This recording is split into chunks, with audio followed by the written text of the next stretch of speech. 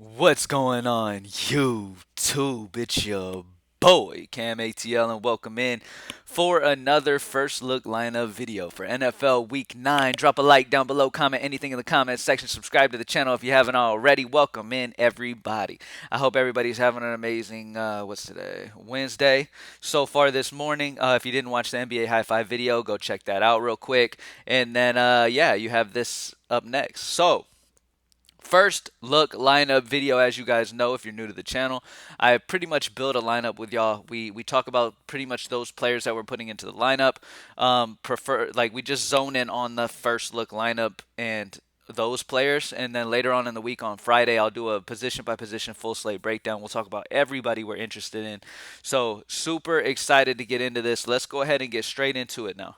All right, I'm not going to keep up too much of your time. As we all know, Jameis Winston went out with an ACL issue. So with that being said, you guys know as long as Hill does get cleared, which is looking like Taysom Hill is going to be cleared, they haven't made an official decision on who's going to be the starter yet, but I'm going to assume it's going to be Taysom Hill.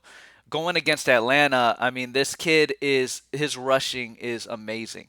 Okay, he dropped in his starts last season against Atlanta 25 and 24. Taysom Hill is going to be extremely consistent here getting starts. I really like his spot here against Atlanta, and I'm going to have a lot of Taysom Hill just based off his rushing floor alone. He's at home in New Orleans going against a bad Atlanta defense. So Taysom Hill is in a fantastic position, and I will have a lot of him most likely as long as he is cleared and able to go. Next up, I'm going to go Austin Eckler. Austin Eckler is in a great spot here against Philly, who gives it up to running backs, man. They gave up over 30 to Leonard Fournette, over 21 to Chuba Hubbard, over 22 to Clyde Edwards-Helaire. It's a fantastic spot here for Eckler. We know the type of potential he always has week in, week out, especially on DK where it's full point PPR. Gotta love Austin Eckler. I really like Eckler here. Paired up with, I'm spending up for some stud running backs this week. Ezekiel Elliott. With Dak Prescott most likely back, the entire offense for Dallas is going to be clicking on a whole nother level. We've seen how good Zeke has looked this season so far, and he is in a fantastic spot here going against a squad that gave up over 27 to Johnson week 7, over 25 to Najee Harris. All right, so it's just a fantastic spot here, man. They've been gashed. Denver's been gashed. Now they're without Von Miller, which is going to make their run D even worse. So I really like Ezekiel Elliott here at home. They're really going to control the clock. Dak coming back from injury, maybe he doesn't try to force too much, and they really rely on the run a little more. Really like this spot for Zeke, man. Really like this spot. I'm sure everybody has heard by now the unfortunate news about Henry Ruggs. Sucks to hear things like that. Somebody lost a life in that accident. Dude was stupid and got behind the wheel drunk, which is never cool. That sucks. It's a horrible situation. But Henry Ruggs is probably done for his entire career. He's about to go to jail for a good little bit of time now, and I just feel for the family of the people who lost their family member, plain and simple. That's all I care. I don't really give a shit about Henry Ruggs in this situation because he shouldn't have got behind the wheel drunk anyways. And now, I mean, he deserves what's coming to him, to be honest. You know what I mean? And at the end of the day, it's going to be a bump to Hunter Renfrow. Hunter Renfrow's getting a nice, solid little bump here with Henry Ruggs out. And expect Renfrow to be a solid PPR option from here on out. We obviously know how much Carr loves him. So at only 4.8, I really like this spot for Hunter Renfrow. Next up, Amari Cooper. Amari Cooper going against Denver. Now, Amari Cooper is just plain and simple too cheap. He looks like he has recovered fully from his rib issue. He got 13 targets last week with the backup quarterback, 8 catches for 122 yards and a touchdown. Plain and simple, at only 5'7", he is too cheap having Dak Prescott back at quarterback. Plain and simple. With his target share in this offense and with Dak Prescott being back, Amari Cooper is way too good here at 5'7". Next up, a guy I really like on this slate is Deebo Samuel. Pay attention to him. He is dealing with a calf issue, I believe. A lot of people are dealing with calf issues this season. He is killing it. All right, he is the NFL's second leading receiver. Okay, and he is looking good. All right, he is going against Arizona, which they're going to be down in this game majority of the time. They're going to have to throw a lot. Deebo Samuel has been just on point, dude. His last 4 games, 38, 16, 25, 26. His lowest performance of the season is 10. He's putting up like Devontae Adams type games, 35 against Detroit, 38 against Seattle. He's got crazy high upside. I feel pretty damn good about him getting 25 or more, and he's got crazy upside here, especially if San Francisco, in fact, does fall behind and they're throwing a lot to try to catch up, which I expect to happen. So I really like Debo Samuel here. I really like punting at tight end this week with Albert. I'm not even going to try to say his last name. He is back. He was on injury, I believe, for a little bit, but so far this year, he's produced every time he's been in. 9, 6, 1, 2, and 6. He's gotten solid production. He's okay. I mean, he gets about 3 to 4 targets per game on average. Going against Dallas, where they're going to be behind all game, it is a great spot for Albert here. He's only 2-6. Like I said, he's only 2-6. They're going to be behind all game here. It runs back Amari Cooper, Zeke Elliott. I really love Dallas to really like have an amazing game here against Denver. Expect Albert to have a solid game here with them playing catch up at only 2-6. You don't need much out of him.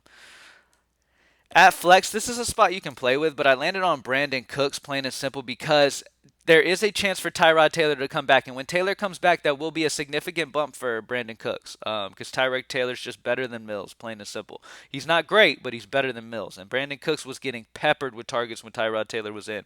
Now, there is a chance for Tyrod to come back, but even if Tyrod doesn't come back, Brandon Cooks at 6-1 has just been a guy that, especially for full point PPR over on DK, he is one of the highest targeted receivers in all of the NFL, even with Davis Mills in. Davis Mills is not a great quarterback, and it sucks to rely on Brandon Cooks, but at the end of the day, they're going to be behind here in this game most likely.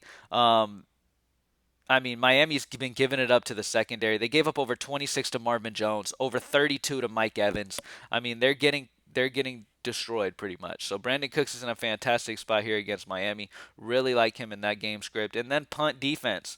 Defense I'm really liking is the Carolina Panthers going against New England. At the end of the day, yes, Mac Jones is a solid rookie quarterback, but he is a rookie, and Carolina is at home. That's all the two factors that have me on this play. You guys know most of the time I like the punt defense, because honestly, the punt defense can a lot of times match the high spend defenses. Plain and simple, what I look for when it comes to punt defenses is if I can have a defense facing a rookie, that's a plus. If I can have a defense at home, that's a huge plus. So both of those things are pluses here. Mac Jones doesn't turn over the ball much. He does do just tiny little passes. He doesn't really take many chances. But at the end of the day, Carolina, like I said, is at home, and they're facing a rookie quarterback. Yes, I don't think the Panthers are going to be an amazing defense, but at 2-6, they don't need to be amazing.